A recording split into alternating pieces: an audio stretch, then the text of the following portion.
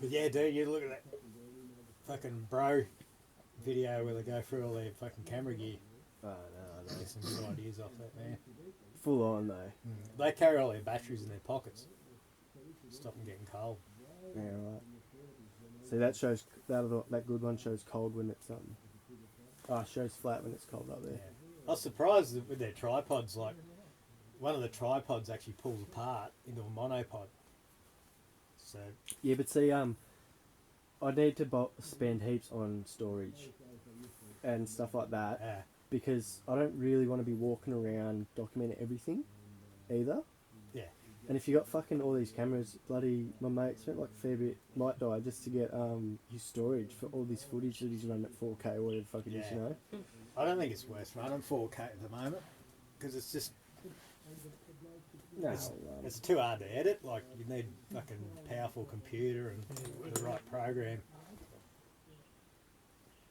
And then there's just not that many people that fucking actually watch it in 4K. Either. No, that's right. Yeah. Especially on YouTube, like, yeah, most of it. Yeah, well, look at what Reg Gordon's putting up from 97. Yeah, yeah, and it's old school. Great. It's fucking sweet as. Yeah, straight off fucking high 8 fucking tape. I was on the hill thinking about that when I was sitting on there today. You just film with that good camera, but just like that exact example was Reg Gordon's new YouTube stuff he's putting up from like ages ago. Well, it's just like that. It's fucking sick ass. We know what it's doing. It's a deer walking there up the hill, chasing a hind, whatever.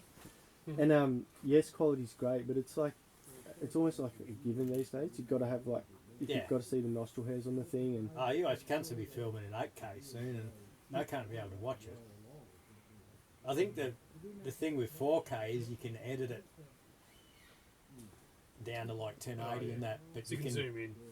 You can crop the image and not lose any quality. Yeah, right. That's where the fucking attraction is at the moment. Yeah, I just need a good editing program too, man. Like, I use like Movie Maker, which is like basic as fuck. That's all I use too. Well, that's all I haven't used lately. Like I said, I've got all last year's footage I haven't fucking done nothing with. Oh, yeah, should drop it in there and I'll give you a cut, man. A1 footage. Yeah. I was really only that big fucking stag that we watched, but... Oh, fuck yeah, man. I actually taped a little bit of that in 4K as well, hoping it would come out better, but it didn't. So we got your screenshots of? Yeah. But yeah, it was just too far away, a bit hazy, you know, looking into the sun, same old story, but still, it was a good fucking stag, that. Good bit of footage. I dropped an empty hammer on it. Come up out of this saddle, walked broadsideways and looked over at us, straight over the shoulder. Probably what, 150, 200? Yeah, yeah. And I'm on it, but I walked in empty chamber. And then my gun was miles away. So I was like, fuck. They're like 30 metres away, the guns. Yeah, so I was like, fuck, where's the gun? So I raced back, get a gun, and just come up to it, flick safety off, laying down on a rock sort of thing.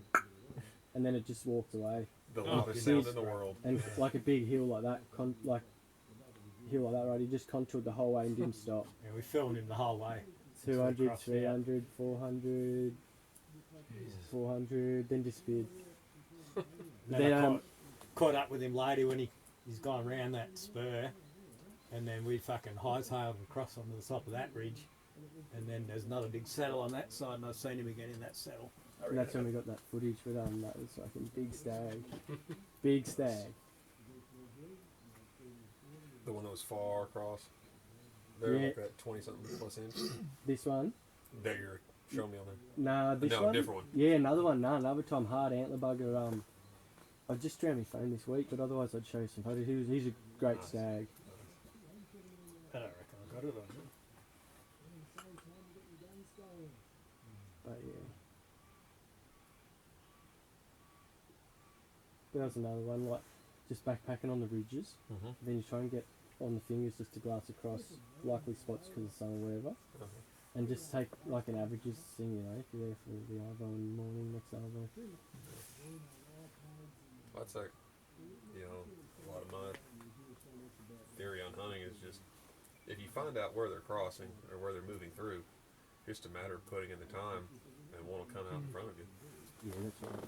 It can be hard, it can be nerve-wracking when you sit there not seeing anything for hours on end, but that's still easier for me than walking through brush and I start second-guessing myself, like, am I making too much noise? Am I doing this right? Is the wind right? Is the wind right for me? Blah, blah, blah. Did I bring the right gun? All the shit. Absolutely. You either sneak around really quietly and see nothing, Yeah. or crash through and put up all these deer that you never get a chance to shoot. You're Definitely. better off taking it slower. Yeah. And And not I was up in alerting here. everything. No, I was up in here the other day, slow stalking, all good, and then just come to that thick stuff. So Yeah. I slowed right up, and then I could hear one just go like walk off. Yeah. I'm like, fuck, there's one in here. I'll slow up. Went really slow, and then after a while, my wind slowed, and it just like took off away from me. I was like, yeah, spewing. Yeah. So I just come up a little bit higher, just got through that thick stuff, and then heard another slight noise, but didn't act on it. And then took like 1 or 2 steps, and my bag like brushed a bit of stuff. Yeah. Just enough noise. Probably 20 yards below me, this fucking stag just got up, took off, run up here, run around this ridge, back down the ridge onto where we just sat, me and that, and then ran up behind that. Yeah. Yeah, so that was a spew, but Yeah. the spew I didn't stop and just I'm finding wait. I'm hearing them a bit more. Like, I never thought to actually listen a lot more than I look, but you can often hear them. Especially before in you this see stuff, 'em, most so- of this stuff, yeah. Yeah. Oh yeah, they make noise. Yeah. Yeah, Like today- crack of a stick or a rock rolling. The one I heard today, it was so far, like I was crashing through the shit bush to get down to lower country, and like thought I heard something down there, but I was like, it was so faint. I was like, it's more of a feeling that there's something down there. I'm like, I can't really be sure if I'm imagining it, but yeah, I was obviously as I went further on, it walked off, and I realised I actually heard it. Ghosts of the bush. They are ghosts. Need to do a grant and get a hearing aid that amplifies everything. Amplifier. You can hear it all. Yeah, be classic.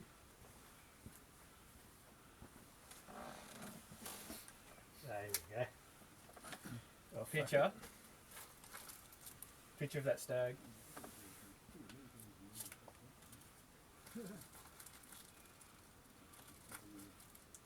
Yeah, have a look at this one. This is like a wall hanger if you get. Is that what you got? Yeah, I'll put them onto the fucking iPad. Yes.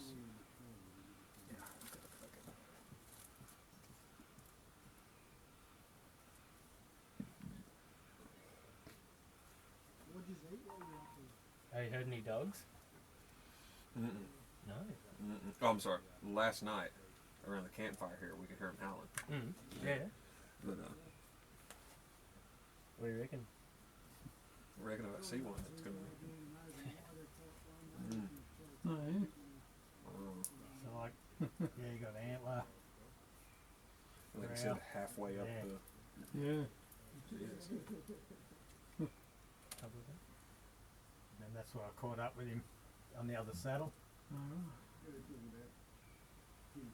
Couldn't get a shot though. Nah, he was still like 400 metres there, and just moving in and out of all these trees and shit.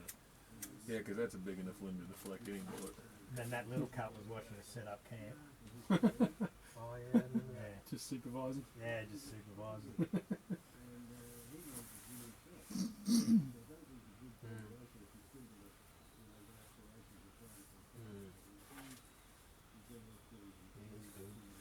Yeah, Slack nose down here.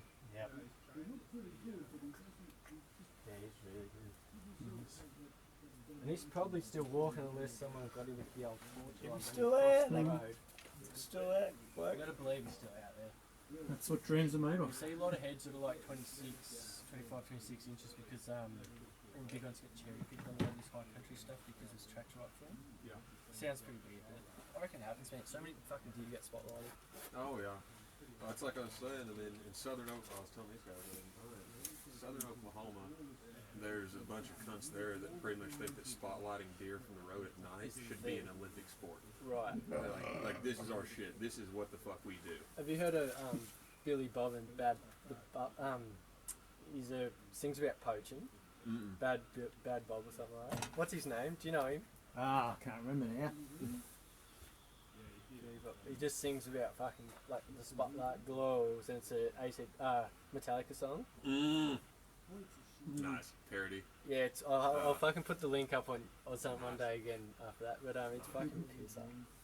That's the thing, especially like on the road that's the northern boundary of my cousin's ranch. It is like the mecca for spotlighters. They all come to fuck in there. Yep. And I tell him that's karma because he used to be like the poaching cunt terror of the county. He shot one of those roadside deer, dummy deer. Oh yeah. Him and his buddy roll around. You want some Nah. J-Mo to warm that up? Oh yeah. Why not? It'll, Yeah, why not?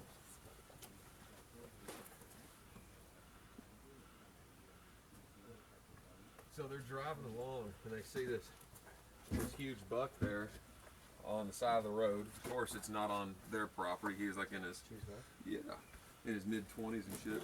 Well, his buddy's driving and reaches back behind the seat and pulls out a 7 mag and boom, shoots, and it just stands there. My cousin's like, "You fucker, you missed." He grabs the rifle, leans over his buddy's lap and sends one out the driver's side window. And about that time, the game warden comes walking up to the opposite window and is just like, "Don't feel bad, boys. You both hit it." gave them each a $1,200 fine. Yeah, right. And there's lots of ignorant shit like that. So yeah, those dummy. We see them on a couple of warden shows, Lone Star Law and stuff. Aussie. Yeah. Oh yeah. Yeah. They do. I mean, they have them where they have remote controls. They'll move their head and flick their tail. And I've seen one where the dude shoots it twice, and then maybe even the third after it, and then they come up and then they go, "Oh, so what do you think? What were you thinking after the deer didn't move after the second You're right. shot? You know?" Right. He's like, "Well, I started to think something was up." There's two that really stick out to me, and one, well, it was at the Texas Trophy Hunters like extravaganza show they have there in Fort Worth every year, and the game wardens always have like this big trailer set up that has like, I mean, they've got rifles mounted to the wall. It's a display thing, like all these rifles they've confiscated, and I mean, I'm not talking about cheap ones either. Yeah, right. And then they've got this TV that does nothing but play videos of them catching poachers, shooting from the roads and shit. And the best one is it was in like the thick East Texas country. They put this buck decoy up, I'd say 30 or 40 yards, but right there by this like blind curve where you just make the turn and fuck, there it is. Well, this guy makes the curve and he gets out with a bow. He gets out with a bow, and I guess he forgot his belt or something, or was so excited, whatever. But his pants are hanging down like past his ass, like he's got his legs spread, trying to keep him from going all the way down, and his bare ass is showing, and here he is with this recurve bow just. And he pulls out another one. Whee! they're not landing anywhere close to this fucking deer, let alone hitting. I mean, it's like 10 feet high and right, 10 feet low and left. Like one sticks a tree like 15 feet to the left of it, but he just keeps on winging them. And you hear the game warden that's running the cameras like, just like laughing the entire time. So he was like, "Should we do ourselves?" He's like, "No, I'm gonna let him run out of arrows." He sends 6 arrows. None of them get within 5 feet of this thing. And finally, the guy yells out. He's like, Game warden, stop!" But then the other one was a guy, he couldn't get his gun to shoot, so he gets out of his truck, and he's still standing in the road, and he's trying to get the gun to shoot, it won't shoot. And so he's like taking the bolt out of it, and he's reloading it, and he starts like, he's got it by the barrel and the stock, and he's like banging it against the side of the telephone pole and shit, trying to get it to work. It's like, fuck me, this. And you can hear the commentary from the game where it's like, this is the worst poacher of all time. This guy's just like, he has no clue what he's doing. Classic. But You damn near let him off. oh, you feel sorry for him. Well, Dangerous that was the cat, deal. Is like you can hear him in the commentary between the two game wardens running the camera. They're just like, should we arrest him? And I was like, we can't arrest him until he fires a shot. He's like, oh, well, I think I'll have another cup of coffee then. This is gonna be a while. That, and there's the guy who he took down the dummy deer, but he did it with his truck. Oh yeah, right. He's just piss drunk, catches it in the headlights, and it's boom, 4-wheel drive, points it over the ditch, goes through the ditch, plowing across this field, and just runs smooth the fuck over the dummy deer with his truck. Classic. So yeah, he got a That's all time. yeah, he got a DWI and an illegal means and a spotlighting and all sorts of shit. And Yeah. Now they caught one out. And see, they do that with they catch cunts doing that shit here, and then they get off with fuck all. Slap on the wrist. And, Yeah. Yeah. And they're out the next week doing the same shit. It's like it's fucking frustrating.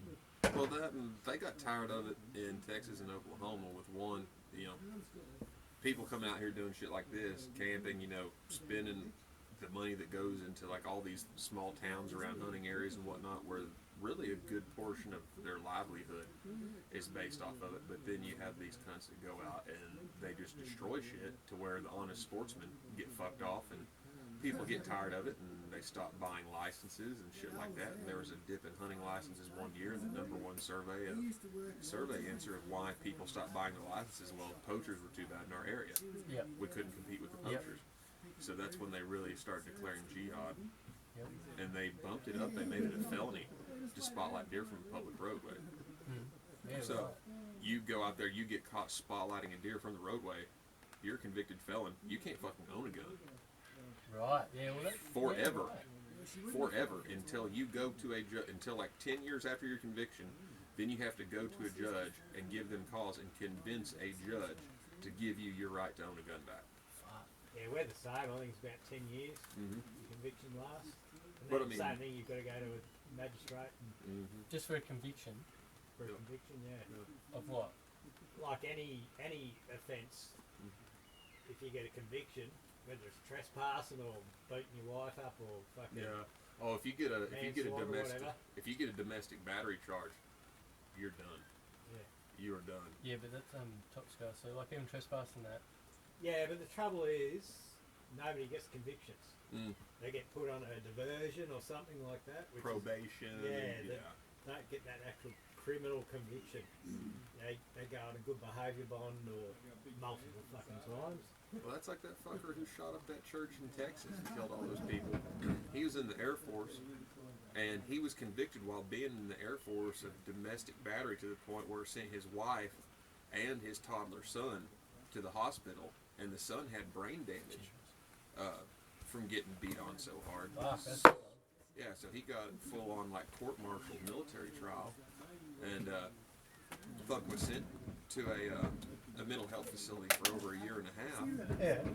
But the military never reported it to the FBI, so the fucker goes and buys an AR-15, shoots up the church, kills all those people. NRA rifle instructors living next door to the church, catches him coming out of the door, shoots him one time. Fucker had on body armor. It slowed it down, but it still went through and hit the abdomen. This guy's driving his truck past the church, and this rifle instructor flags him. I said, "This fucker shot up the church." And he goes, "Well, hop in, let's go get him." Yeah, They right. chase him down, and they put 2 more in him and kill Yeah, him. right. That's fucking sweet. Though. Yeah. It's fucking full on. Yeah, you don't hear those things don't get advertised too much on our national news or anything about. Got a bit of press over here, but Oh, yeah. just because, massacre in a church. Yeah. But, Yeah, Not the finer details. It's Nah. just like the bad shit. yeah, or like yeah, I've plenty of times I've just taken my hat off and just hidden in the bush until they've flown over, because they spot you, and then they're just into you. well, Look at this, quack, quack, quack. I went on this Blue Mountains hike, and afterwards, had a barbecue and whatnot. And the guide for this hike was all of a sudden pulls out a few pieces of bread, and next thing you know, he's got these freaking cockatoos all on him and shit. And you got these French tourists and shit down there, like taking pictures and trying to get one to sit on their finger and whatnot. I'm just like, it's all shits and giggles until one of them latches onto Yeah. your finger, instead of that piece of bread. Yep. Which personally, I was just sitting there ready with my iPhone waiting for that to happen. Get some video of a Frenchman with a cockatoo latched onto his fucking finger. Yeah. Fuck yeah. I have a fucked up sense of humor. Yeah, so do we. You I noticed. It's great.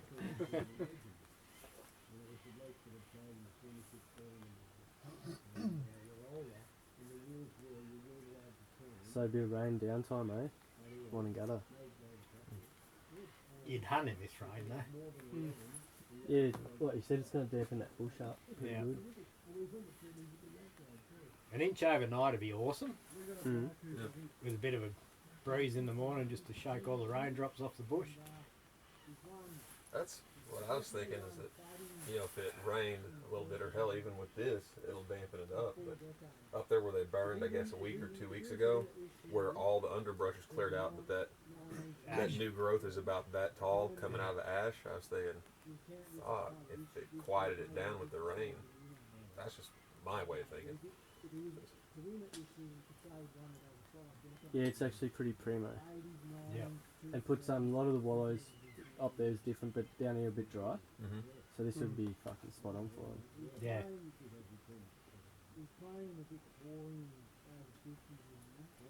But yeah, you're right about the higher you get in these low valleys, the thicker it gets. Well, that's what. There's no alpine meadows at the top. No. We just keep on going up and going up and go. Because before then, we're on relatively flat stuff. We were just like, say, we were each 50 to 75 meters either side of this old track and going up through it. And that's when I was seeing a lot of fresh, you know, a lot of fresh droppings and all sorts of shit. And tracks and whatnot. He's like, okay, we're going to go up this hill. Why would we do that? But, Nah, it's all good. If you don't go up there, you don't know what's up there. right.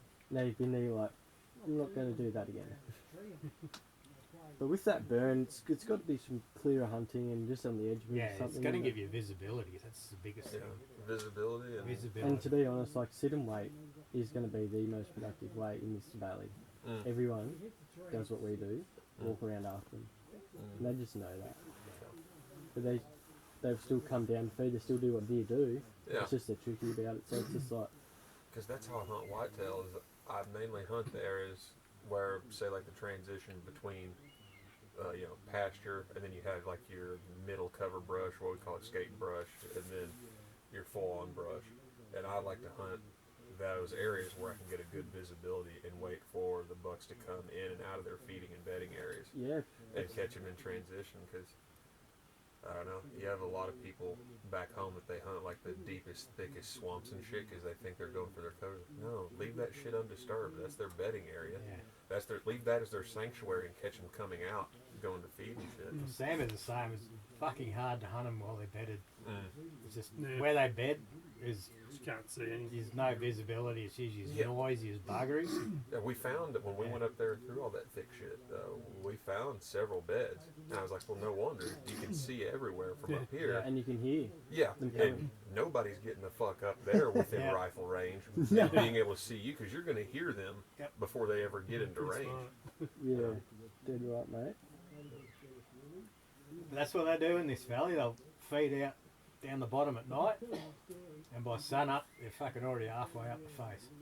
And we got the full moon, so like, they can, they're loving it. Yeah, that's like, what was it, night before last? Me and Grant went out spotlighting, and I saw that full moon. I was just like, Grant, these animals, that full moon, they're not going to come out before your bedtime. Well before your bedtime. and then, Which is, Nine. Sunset. No. 9:30. He was pushing it at 10 o'clock Yeah. when we were out there doing it. classic. But yeah, they were going to be out there. I knew they'd be out there all night because hell. That's what we found, I think, up there too. They've fed up a bit before this front and just bedded probably from yesterday Arvo with the wind onwards.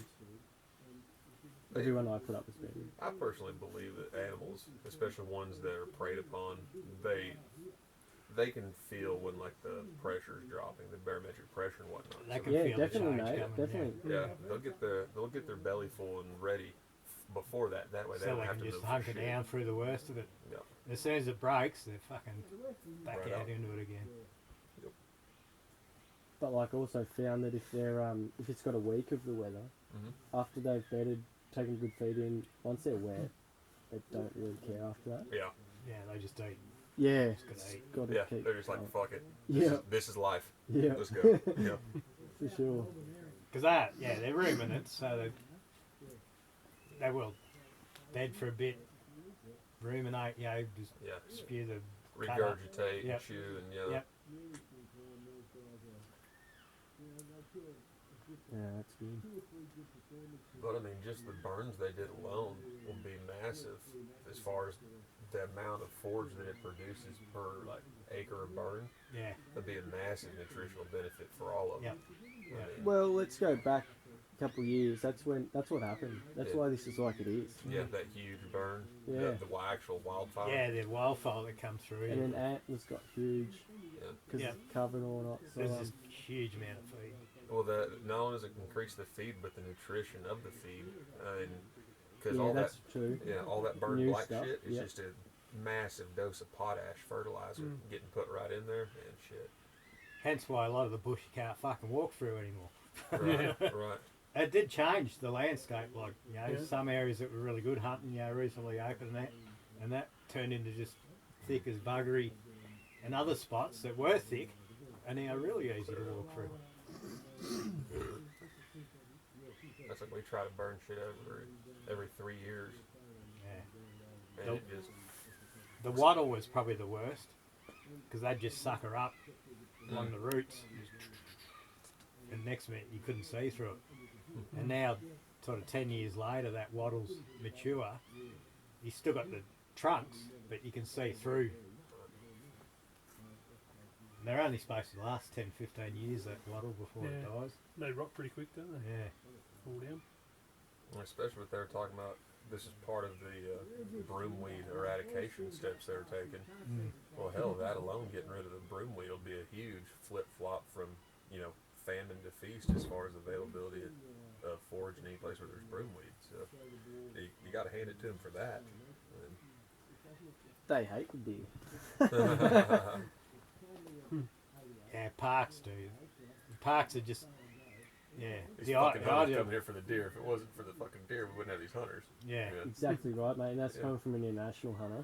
yeah.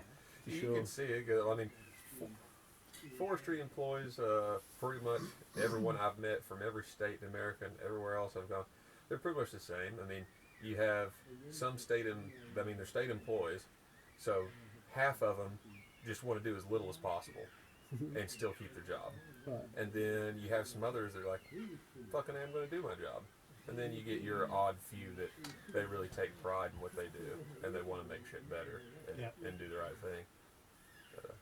It's like that, what was his name, Grant, or the fuck was his name, Brad, that was coming here that Grant's made Oh, yeah, the fast dump friends bloke, with. the fire Oh, bloke. yeah.